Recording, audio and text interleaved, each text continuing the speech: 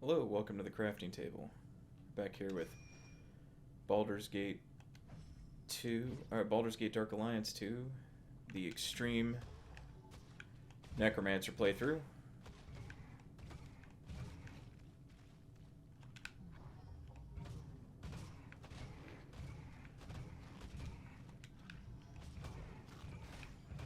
We're just in the Goblin Cave here.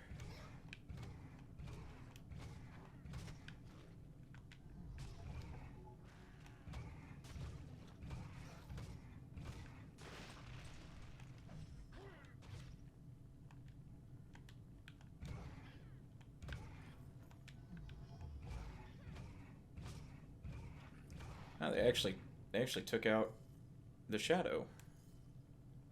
Kind of a surprise. Wait, where is he? Is this one? Yeah. So I kind of like the slow spell. It's a pretty fun time.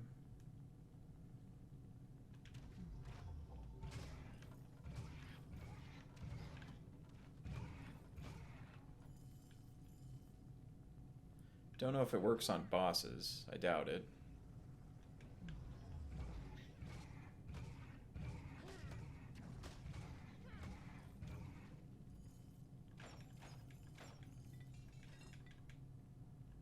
Picking up all kinds of stuff in here.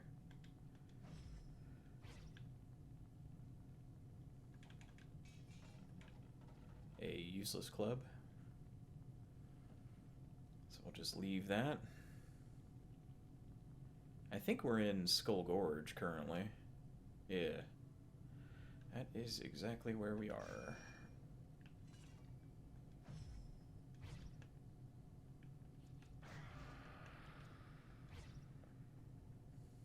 Yeah, we barely started Skull Gorge, I remember now.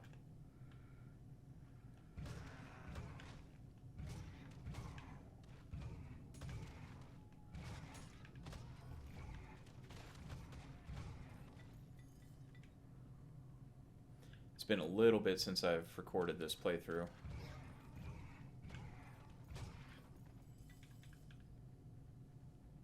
And actually, we'll hole up here in a second, because I did have a question from one of the viewers.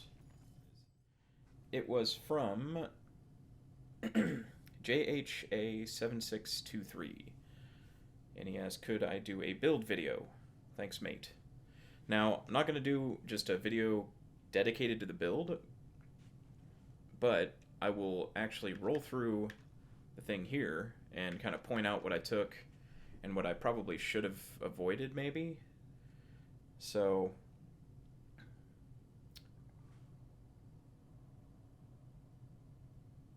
let's see. He said he was struggling early game. So, as Iseron the Necromancer, one couple of things that really help a lot. Okay, so Claws of Darkness, you won't be able to get that until you do your quest, your class quest and whatnot. So Clarity is really helpful for lowering the casting cost of spells. Dark Possession is really nice for weak humanoids and undead creatures, so that's a really nice spell to take. Empower is also really nice because it increases damage and duration and things like that for multiple spells. I took Animate Dead, and I'm kind of thinking I probably shouldn't have in the beginning. I could have put those points elsewhere because honestly, the skeleton isn't as helpful as you would think. Later on, once you get the Conjure Shadow, that's the minion you want. Enervation is nice, but costs lots of energy. So in the beginning, I would highly suggest either Flame Arrow or Melf's Acid Arrow is a really nice one to use. Just be aware that Melf's Acid Arrow, if you have a summons that you have with you, like a minion, Melf's Acid Arrow does not pass through them. Flame Arrow does, but Melf's Acid Arrow does not. Iron Will is really important, so that way you aren't constantly having to down energy potions. The shield spell, if I can find that, right here. Shield spell is really nice until you get Shadow Shield, which is better, which is a much better version. It also has a 15% chance to auto block attacks, mostly physical attacks. But again, Shadow Shield is until kind of mid to late game. Vampiric Touch is pretty nice for stealing health, but I wouldn't completely rely on that. Slow has been a game changer since I took it. It's really nice to, I mean, quite literally slows enemies down, but it gives you a chance to run away. Willpower is okay, but honestly, you'll have plenty of energy, and with Iron Will being really high up there, you'll be able to regain that energy very quickly. Haste is the biggest one. I would try and max out haste as quickly as possible. It lets you run away from bad situations. It affects your pet or your minion, and it affects spell casting, all kinds of stuff, attack speed, everything. So it's really nice. Haste is probably the biggest one I would focus on. Again, flame arrows is nice, and it works well against trolls, which will not die unless you kill them with a flame spell of some sort, either fire or acid. So Melf's acid arrow works for that as well. Melf's acid arrow for like single target enemies is really good. Enervation is pretty decent as well, but it's kind of expensive on the energy side, and it's also pretty expensive to buy with your perk points in the beginning. But Enervation's good for like groups, at least until you get Shadow Spray. And take this stuff with kind of like with a grain of salt, because a lot of this is kind of up to personal preference. I don't really go by any sort of build or anything like that. I just kind of pick what sounds nice. And then if it seems like I screwed up, like honestly, I kind of put points into certain things I kind of wish I hadn't now. Like Life Drain, I don't really see a point in Life Drain. At least personally, I don't see a point in Life Drain for myself. I should have taken those points and put them elsewhere. Just bear in mind, things like Great Fortitude and Iron Will. Okay, so Iron Will is a percentage. So the more energy you have, the faster it will regenerate. Great Fortitude, however, is a base amount every level. So unless you have armor or an enchantment on armor or something that ups Great Fortitude, it will be, I think it's 10 hit points per minute. So it just increases your health regeneration, and it's more useful early on than later on. Later on, I'll probably end up maxing it just because I'll have the points to do so. I've never tried Hold. You might want to try that. It does stun creatures, and maybe depending on how many points you have in Hold would be how many seconds and how many targets it affects. Plus, you got your Empower that might affect it. The amount of time, the amount of targets, things like that. So, and like I said, take it with a grain of salt. I definitely don't proclaim to be an expert in the game. I'm good at it, but I can still foul up from time to time. Hopefully that's kind of what you were looking for. I know it's not a dedicated build video. And like I said, I'm better at playing games than I am theory crafting for games. I just kind of go. I just kind of know what works sometimes and maybe what doesn't. But I'm definitely no like theory crafter expert by any stretch of the imagination. Like for instance, here's one thing. These boots. The wisdom is kind of useless for our character, but the Iron Will, that means our Iron Will is level 6 instead of 5. So that's types of like gear wise what you want to keep your eye out for is things like that.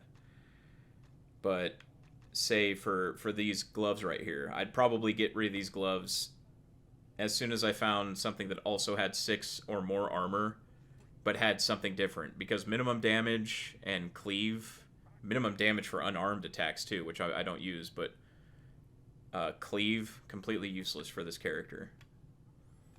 Sunder, another completely useless type of thing for this character. You could put points into the armor. Um, what is it called? The armor proficiency skill if you wanted to. I didn't this time around just because I was kind of going for a more light armor type of character, but like armor itself in these game in Baldur's Gate Dark Alliance 1 and 2 don't really do too much in later difficulties. Because the enemies have such a high chance to hit, because it's chance to hit. It doesn't it bear that in mind too. The armor amount that you have, I'll show you right now. Whoops, not there. So armor 47. That doesn't mean it decreases the amount of damage I take by 47. That's the roll that the monster has to match or exceed 47 to be able to hit me. And in later difficulties, if you're playing on normal, you might be okay with a high armor class or whatever, but on like hard, it's a bit harder, obviously. And then in extreme, they have such a high chance to hit that you'll be taking hits all the time. The only surefire way to not get hit or to not take damage is to either not get hit or block the hit. So again, hopefully that's kind of what you were looking for, and hopefully some of that info helped. But I'd say for Iseran, haste, willpower. Oh crap! I have a guy over here. What is he doing? What is this? Whoop. Whoop. Haste, willpower, Melf's Acid Arrow, all really good spells. I know it doesn't seem like you're really powerful in the beginning, but you'll get there. Trust me. I mean, this has gotten pretty outlandish how powerful I am now. And I still don't even have all my best possible gear and whatnot. And see how fast the energy bar goes up right there? That's Iron Will right there doing its thing. That blue bar fills up so quick, I don't even have to worry about it. I can cast to my heart's content.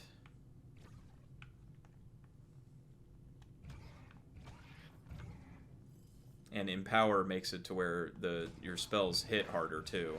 So a lot of the damage is from the increases of those.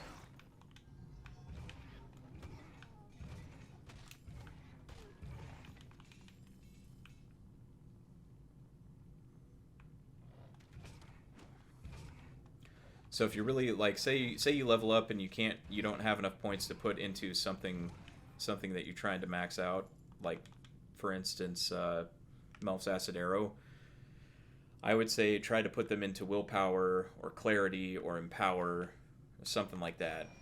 I'd almost say just avoid animate dead. It's okay, but it's definitely not a huge game changer. Because most of the time the monsters are going after you anyway. They kind of ignore your pet, because your pet, there's not really an aggro type of meter, or like they don't really like growl to get their attention, or you know what I mean. Like they don't pull aggro off of enemies a lot of the time. It's all kind of luck, honestly, if they actually pull aggro. So right now the monster, I mean, and that's just because it's the Conjure Shadow instead of the skeleton, because he's probably double to triple the power of the Animate Dead spell. So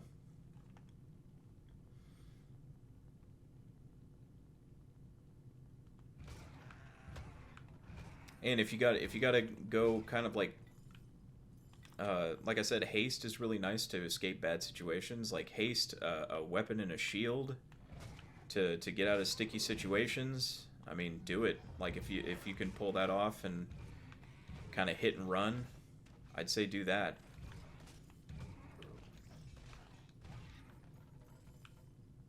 And like I said, the reason I kind of went with lighter armor, I mean, I was using padded in the previous the previous hard difficulty playthrough, and I kind of went for studded because it looks a little cooler.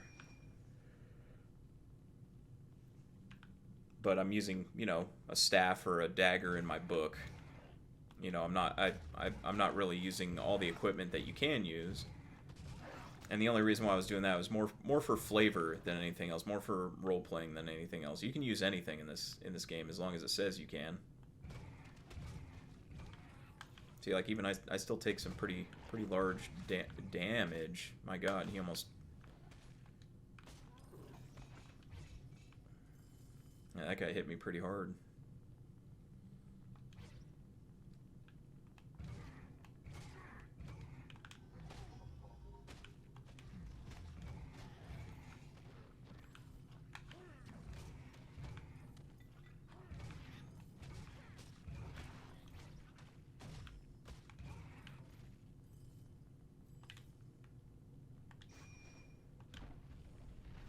See, even with all my levels and fancy spells and stuff, there's a good possibility that I could get walloped pretty hard. I think I got everything in there.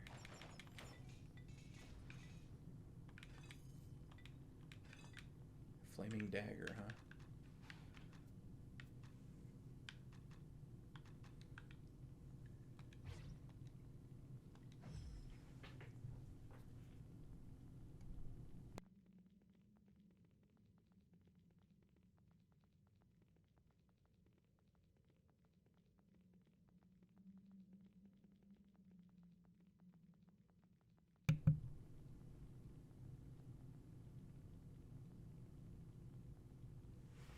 Okay, so we've cleared out this cave now. I wonder which cave this was? I forgot. What cave is this? Goblin Cave 2. Alright, so we got a few more caves to go through here. Oh, and you know what? I completely forgot to restart my timer. Well, I guess you guys get some extra time today on this. A few extra bits. Yeah, quite a bit extra, actually. I'll have to keep an eye on the timer on the outside of the game. Can't have like a almost hour episode.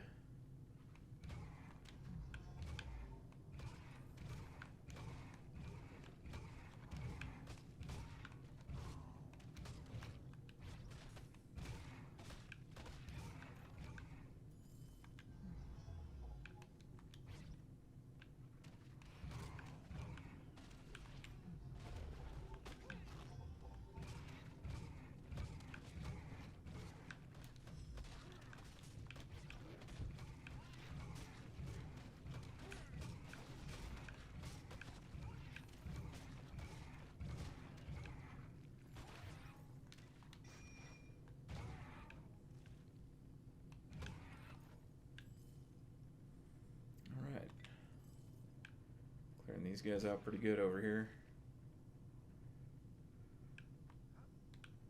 Looks like there's nothing that way.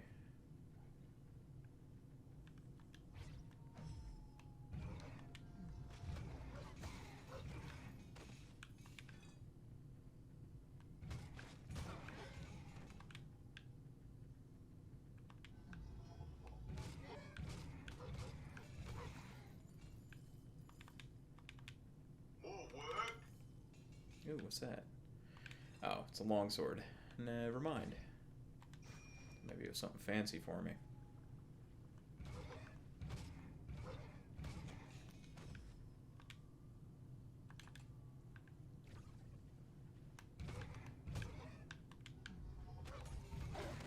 Slow is especially useful against these guys. They're very fast. So slow works quite well with them for them. Alright, Waterfall Cave.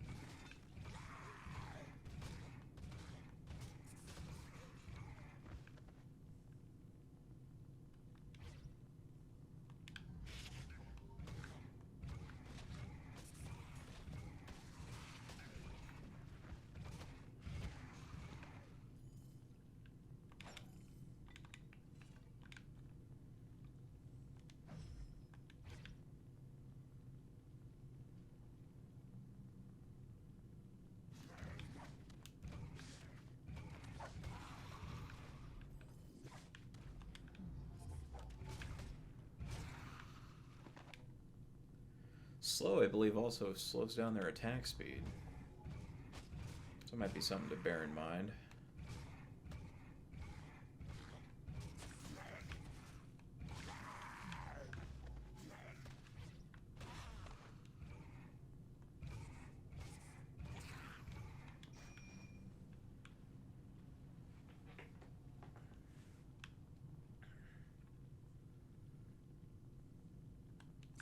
Whoop.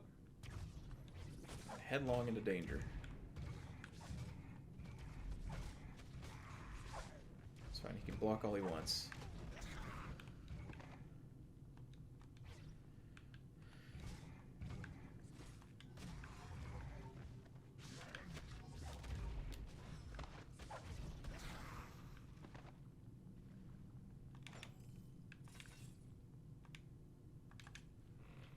Okay.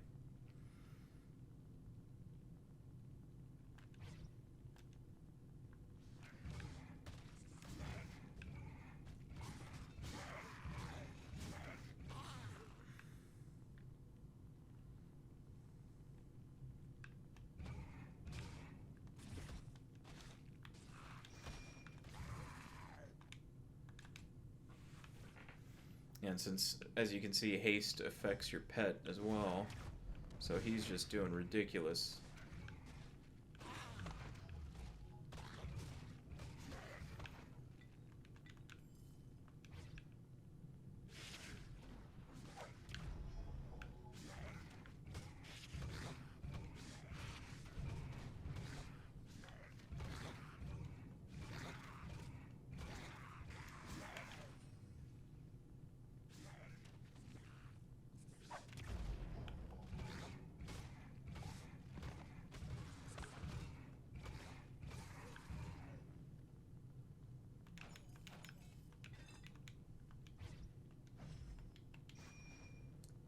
You always got to remember to keep your buffs up, too. That's kind of like your lifeblood. If your buffs fall and you're caught out, that could spell doom. Like, even though haste hasn't fallen off yet, I'll still put it on.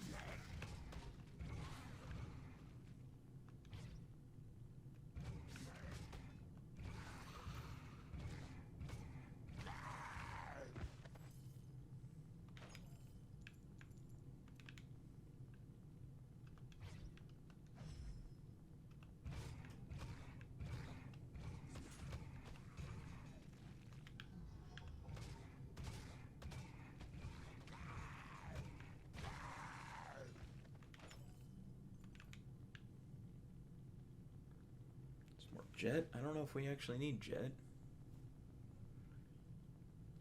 Don't remember if we were going to use Jet or not. I think Jet helps with hit points or something when you put it into armor.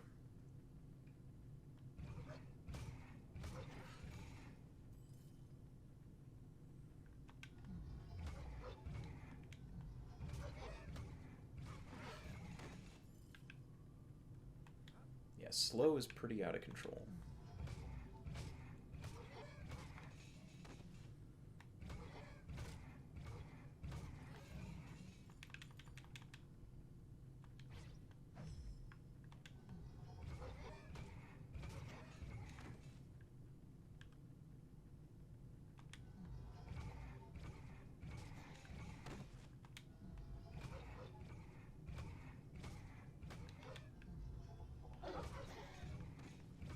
Yeah, look at that. Like, slow plus haste. I mean,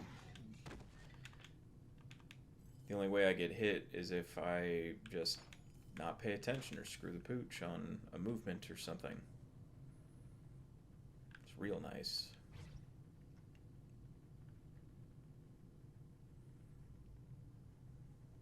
There's another cave right there. I'm going to go to it. But check over here first.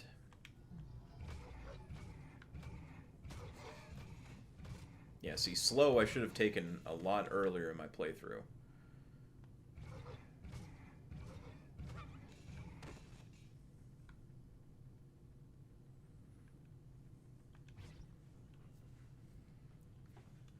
back in hard difficulty, I should have taken slow.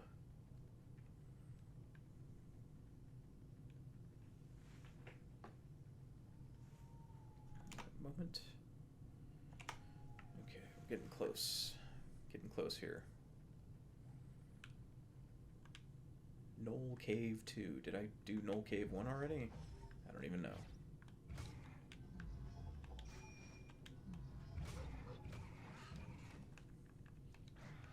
I'll have to check back. I don't think I did.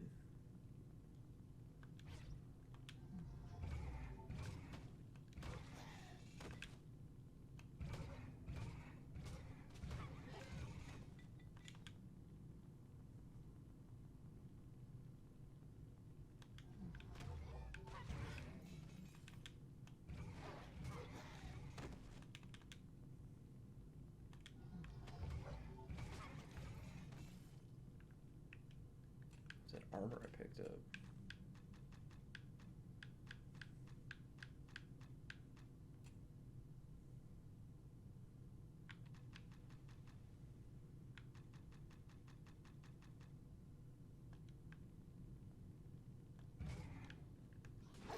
Oh, here we go.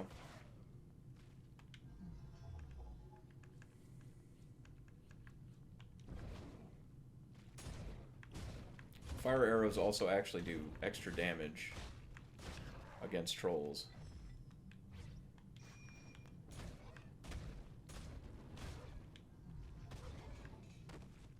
And you need fire to take out the trolls. Fire or acid, one of the two.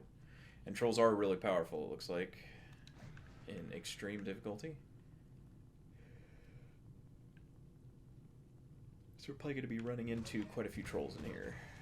One troll, if there's one troll, there's more. Usually.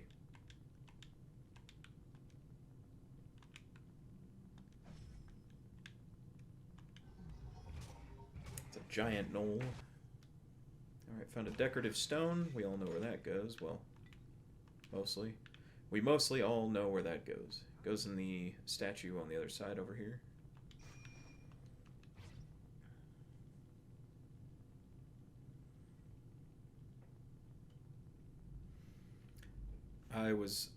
Let's see, I was also, before we end the episode, I was also asked about playing Baldur's Gate 3, and I am very interested in doing that, actually.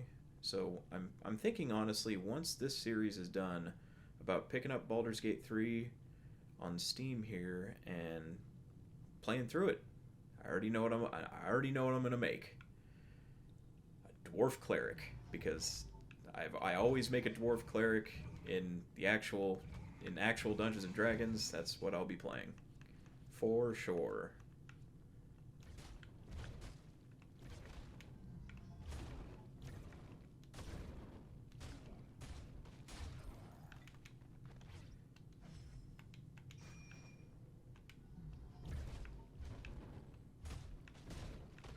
Big fan of the dwarves.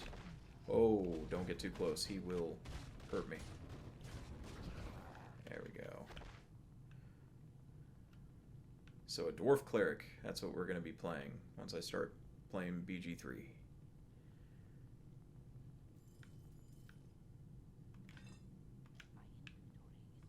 Ooh, full inventory. I better go sell stuff.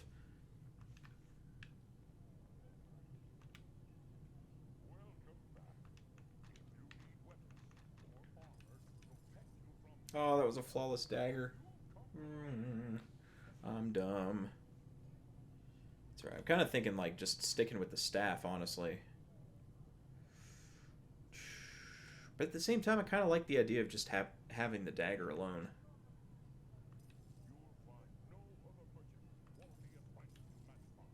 Yeah, you know what? That's what we're going to do. We're just going to stick with the dagger. Just the dagger. So next time I find a flawless dagger, I'll be sure to hold on to it instead of sell it like a dip. In fact, I'll probably check him for a dagger. Let's just get rid of all those. I don't need any of that. Bless and intelligence. Intelligence might be useful. I don't know what my intelligence score is right now. 20? That's not going to do anything. It might raise my energy just a little bit, but I really don't need that. We'll go ahead and sell it. Okay. And that looks like that's it for today. So yeah, like I said previously, haste and slow are really nice. Mel's acid arrow and flame arrows will carry you pretty far.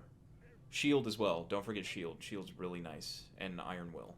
So those are the big ones.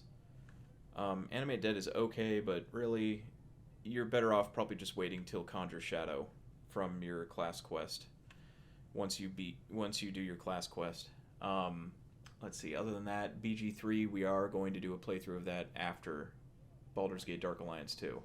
Now it's an entirely different game, different playstyle and everything. It's a CRPG, so it's more like the pen and paper RPG than it is hack and slash. So it'll be quite a different playthrough. But anyway, thanks for stopping by, checking out Baldur's Gate 2, Baldur's Gate Dark Alliance 2, the Extreme Moon Elf Necromancer playthrough. Hopefully you enjoyed yourself, and hopefully we'll see you next time. Until then, have a great night, everyone.